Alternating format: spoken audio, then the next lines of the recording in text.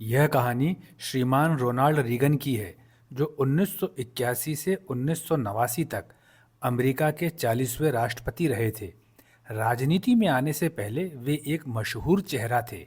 एक सफल अभिनेता के रूप में उनकी प्रसिद्धि इतनी ज़्यादा थी कि उनकी एक झलक पाने के लिए लोग भीड़ लगा करके उनका इंतजार किया करते थे। वे 1981 में अमेरिका के राष्ट्रपति चुने गए और 1989 तक इसी पद पर रहे। जब वे राष्ट्रपति थे, उस समय देश विदेश के बड़े बड़े नेता उनके स्वागत के लिए, उनसे मिलने के लिए लालायित रहा करते थे।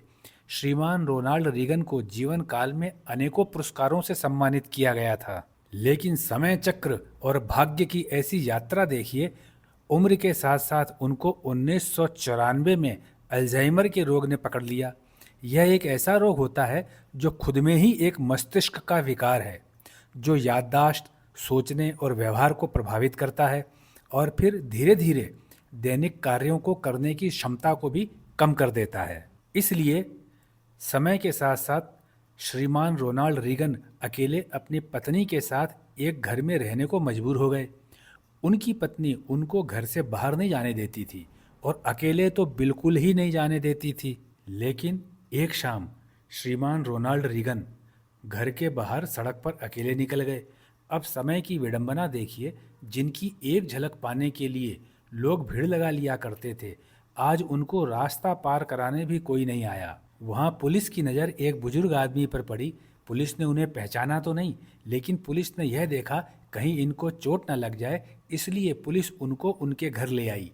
साथ में उनकी पत्नी को घर पर आकर के सख्त निर्देश दिया कि आप इनको घर में ही रखिए, आगे से ये बिना आपके साथ के बाहर न जाने पाएं। उनकी पत्नी समझदार थी, उन्होंने अपनी गलती मानी और पुलिस से क्षमा मांगी। उनकी पत्नी को भी शर्मिंदगी उठानी पड़ी, क्योंकि ये वही पुलिस वाले थे जिनकी उस महिला के सामने, यानी राष्ट्रपति की पत्नी के सामने, आंख उठा करके बोलने की हिम्मत नहीं होती थी। आज वे उस महिला को निर्देश दे रहे थे। यह समय चक्र होता है, इसलिए हर मनुष्य को सावधान होकर के व्यवहार करना चाहिए और मानना चाहिए महान तो केवल समय होता है। अगर वह महान समय हमारे पक्ष का है तो हम बड़े हैं, और जब समय हमारे पक्ष का नहीं है तब हमारा मूल्य कुछ भी नहीं है।